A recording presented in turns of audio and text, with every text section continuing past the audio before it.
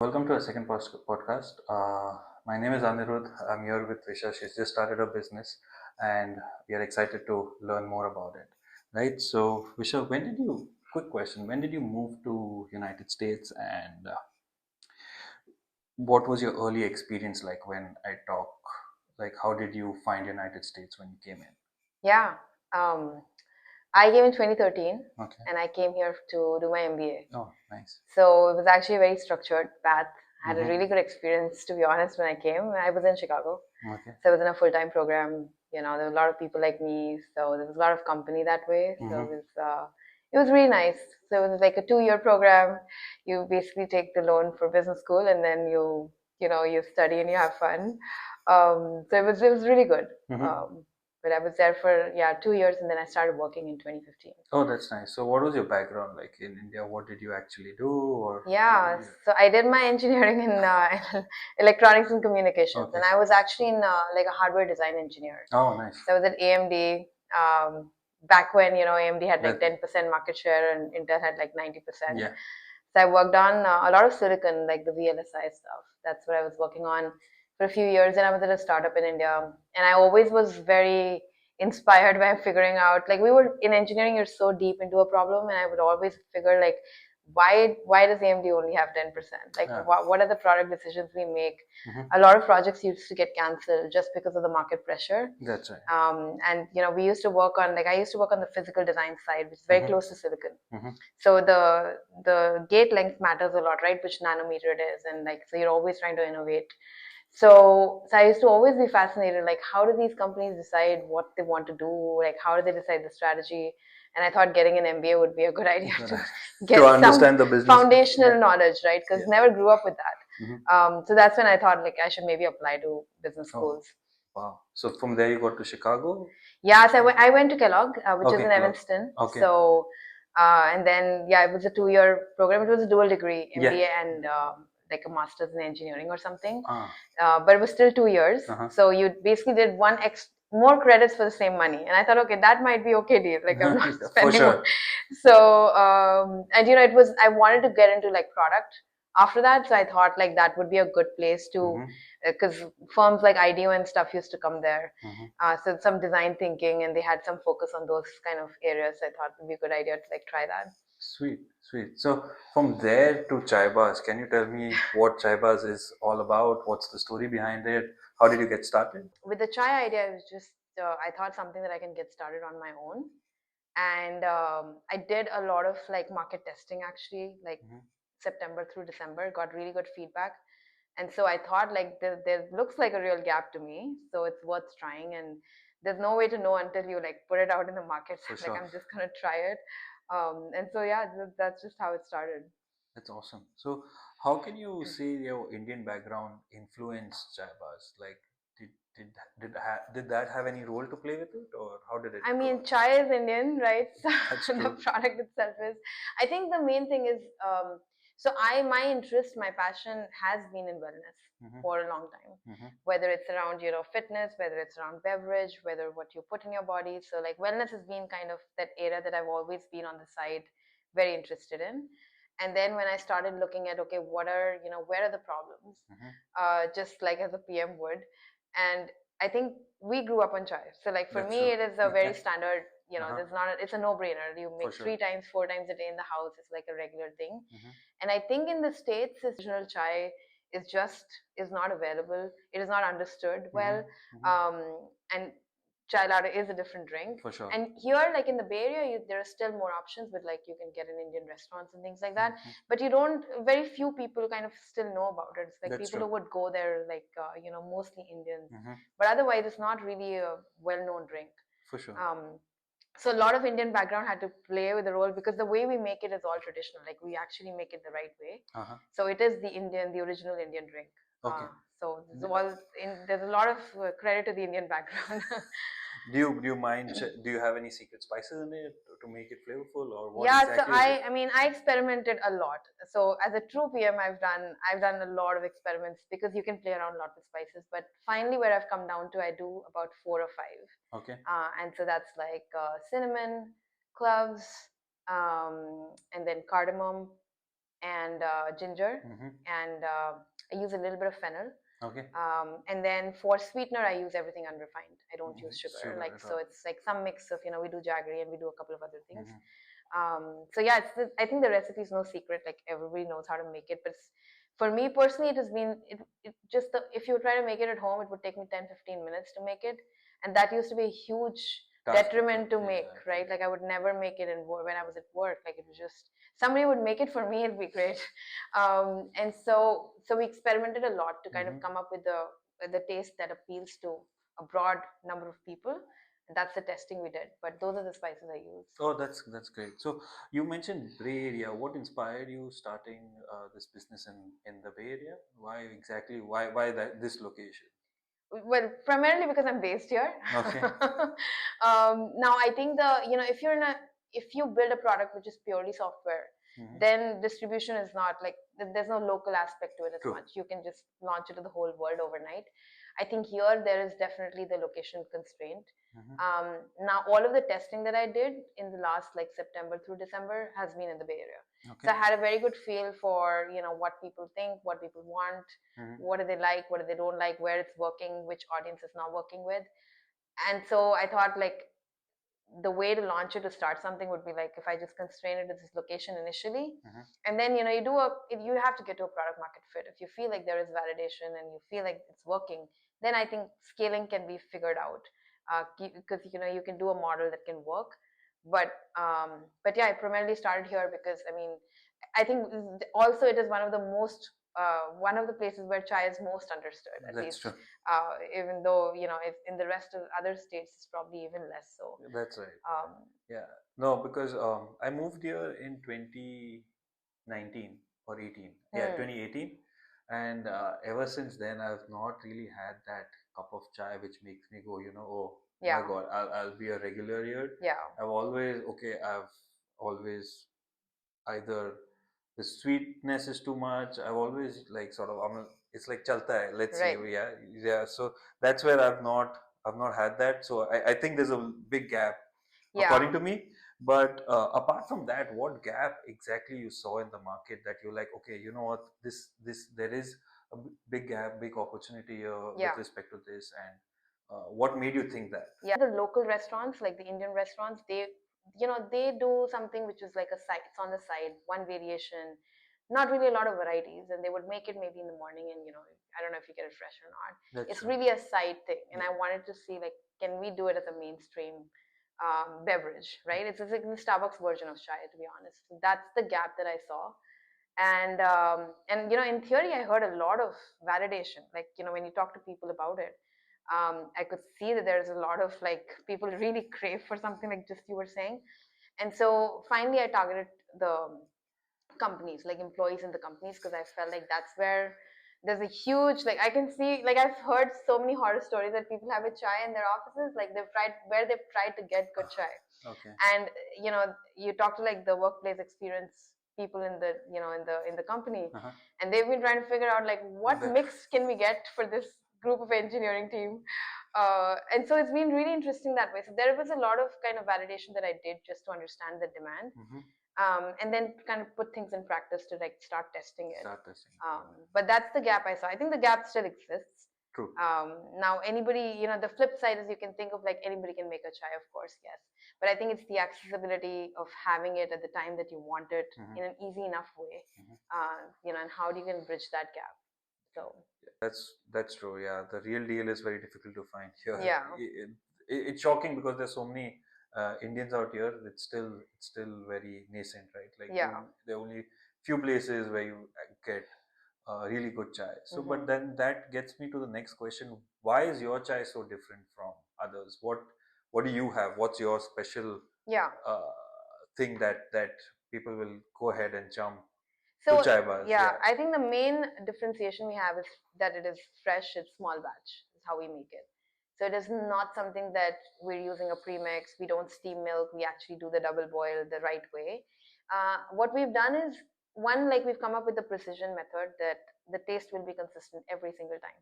Because this is a challenge I used to face when I used to make my own chai. Every time I would make something, I would put something, and then the result would be a little bit different.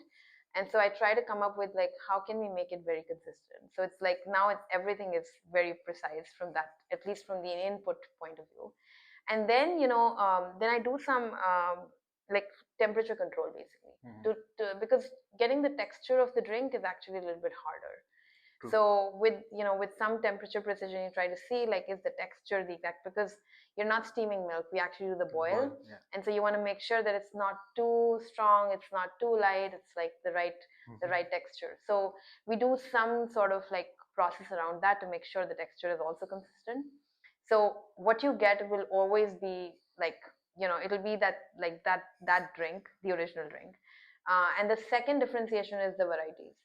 So we do like regular chai, but then there are a few other varieties we do. We do a spice green tea also, and wow. The oat milk masala chai, which is actually people really like that. No. Just because people like substitutions, I think they don't know. Not everybody wants the regular dairy. Yeah. And so I think with those variations, like okay, you're kind of you're treating the drink as it should be treated. Like there are some options. And so I think those are the main differentiations. Gets me to the next question. You started in the tech field, right? Like, and now you are in the food beverage system. How difficult was it for you to start a business in United States, and what were the challenges you faced? Yeah, I mean there are only challenges, but I want to be. But there is a lot of upside to it as well. I think so. My product background does lend me a lot of, from starting always from the problem. You always want to get to an MVP. You always want to be able to do a product market test. You want to go small and do lean. And I think that's the method that I'm following. Just because it's beverage, like this is the other thing, like just because the beverage does not mean it's not tech. Because basically, for me, like even the way I used to work on my own software products before was like the technology is cool, but like who's using it? That's true. And you have to figure out a way where people use your stuff. And so even with the beverage, like my main goal is like, one is the product itself, but then how do you get it to people? How do you use technology to make it easily accessible? How do people know about it?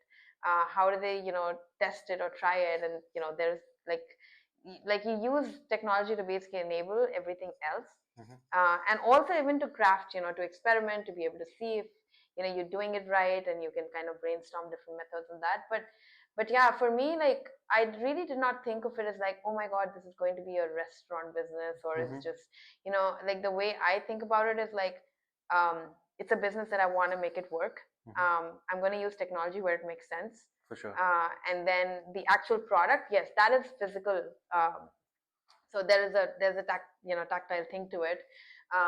That is the differentiation. Like it's not a pure software product.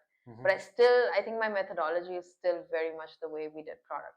Yeah, makes sense. Makes sense. Yeah, for sure.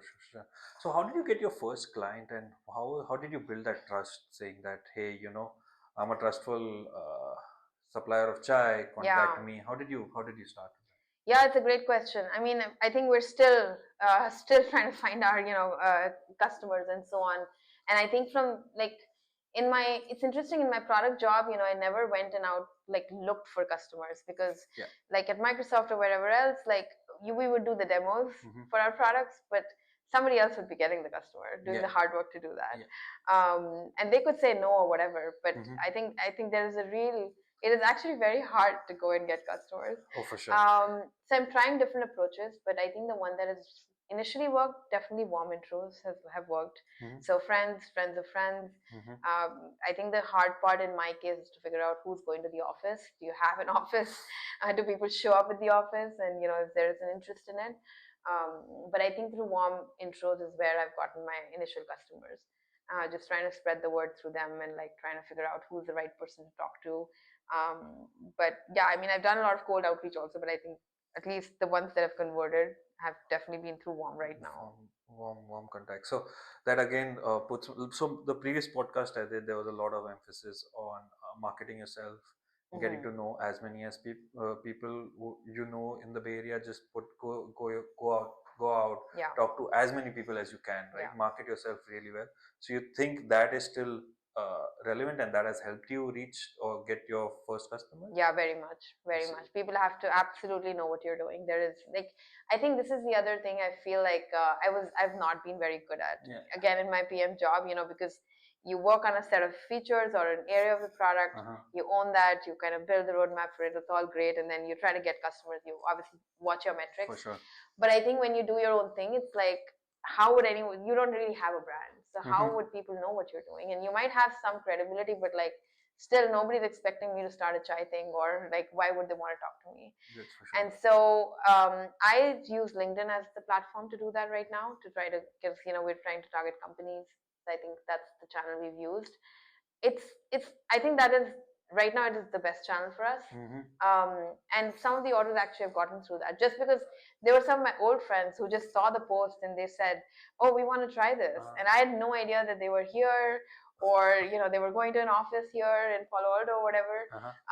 So awareness only comes from when people know, and I think you just have to scale that through telling people, and then having a brand, obviously. But so networking, and that's about it.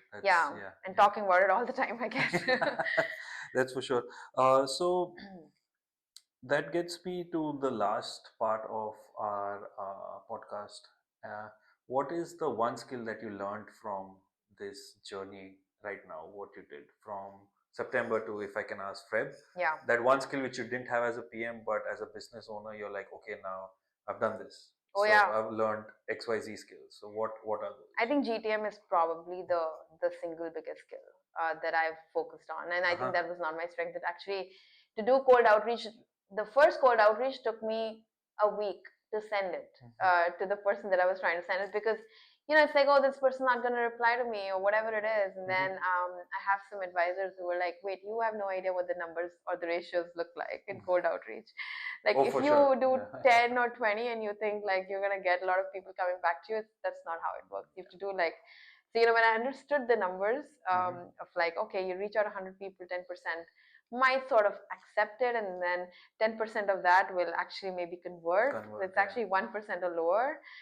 And you're like, okay, then the top of the funnel has to be much higher. Yes. And I think I've never done that in my product job before, as to like go and fetch customers or try to go and sell something to them directly or like shamelessly.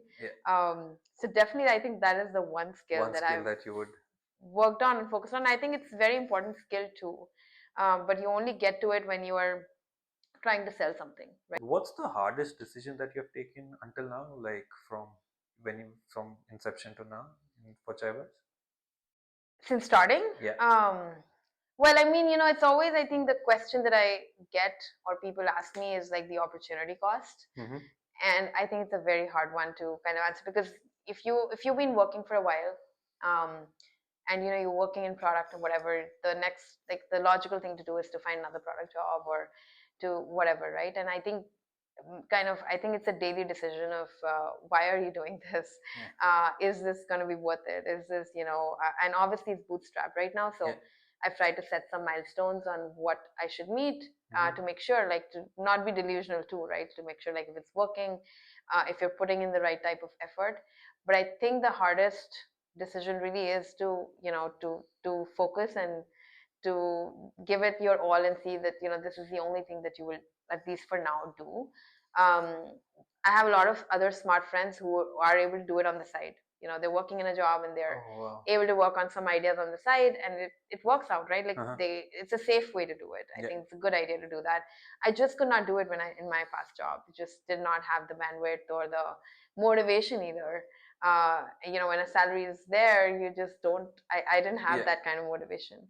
And only when I put myself in a position where I'm like, I have no other options, right? This is the only thing. Like, I have to figure this out. Otherwise, it's not going to happen.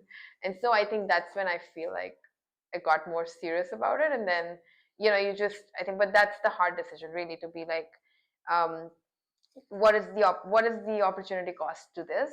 Yeah. To be honest, when I started all of this, I had to take a decision either to stop what I'm doing and to build something of my own which I like. So, like, you could say I totally feel what you went through and probably what you're going through and I read a quote that starting a business is like building a parachute once you've jumped out of a plane. So Yeah. I totally get that why it happens. So just couple of things. What advice would you give to future entrepreneurs, right? Like if somebody wants to start a business here as an NRI, what would be your one piece of advice? Yeah, I mean, hopefully you have the immigration stuff sorted out if if you're not from here. But other than that, I think a lot of people, myself included, always had this thing floating in my head of like, I want to try something, I want to try something, and at some point I will do it. And I think that some point does not come on its own. Yeah, so I think the single biggest, at least the stage I'm in, the advice I would give is if you're serious about it, like just you have to figure out a way to try it. Okay. And the only way to try it is to get it out in the market. Something and now it's easy to make prototypes and so on. But even then, trying to get it out in the market and trying to get a feel for whether this is something that you like doing, whether it's something that there is demand for it, and moving a little bit away from just the theory, because I've lived in that world where I would be like, of course this would be a great idea, right? Like we can make it work. You always fantasize about it, but it's only when you kind of start doing it in action and you realize, wait, this is much harder actually, or it's not going to sell, or this is not a good idea at all.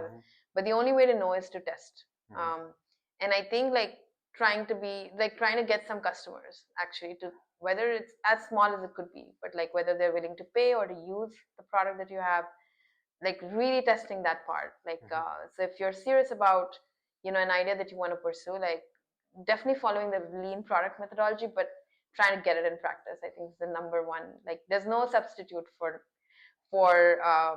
for trying it and actually having other people try your product, because you can do a lot of hypotheses or assumptions in your head, and the moment other people try it, you kind of get a lot of honest feedback, which is which gives you very good direction. That's true. So That's true. Yeah. So what's your vision for Chaibáz? Like if I ask you, so 5 years down the line, where will you be with this? How do you put that in your head? Yeah, I mean the best case scenario for us is like we think of we don't think of this as a small, like a local chai company or something. The way we think about it is as a mainstream beverage that we so you can think of it as like a Starbucks version of that. There are a lot of operational challenges, obviously, if you just want to stick to fresh beverage. But I think my vision really is for chai to be the mainstream beverage available as an option, an easily available option. Sweet. So basically, just be present throughout the Bay Area. Couple of years down the line. Well, I mean, hopefully it's not just Bay Area, right? So we'd really want to be um, like ubiquitous in terms of availability, whether it's like right now I don't think I'm thinking too far, but even nationally I think there is there is a lot of demand for chai. Now it's all about whether if we can make it work for sure and make it available. So sweet. Yeah. Best of luck. Thank you. This gets me to the next part of the segment. We just started something new of rapid fire rounds. So I'll ask a couple of questions. Your first thought, just answer that out. Your favorite chai? The one at home. Home? Yeah, at 7 a.m. Chai memory? Best chai memory is that again, the home conversations. The ones that we make. One misconception about starting a beverage business? That it's not a tech business. That it's not technology. Where can people follow you and find you? Yeah, so for Chaibáz, it's chaibaz.ai is our website. So we have a website where right now you can just go and see what we have, the different options we have. We don't have online ordering right now, but we try to talk to companies. So you can just go to contact us there and like get in touch with us, and hopefully we can get you a trial or something that if you want to try. And then for me, like LinkedIn is probably the best way to reach out. My handle is my name.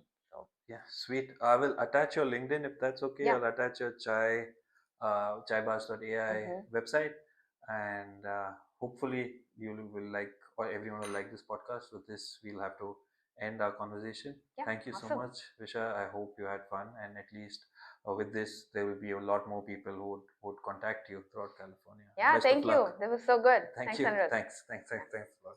Okay, with this, we are about to close. Thank you. Follow for more, and hopefully next week we will have an exciting conversation as well.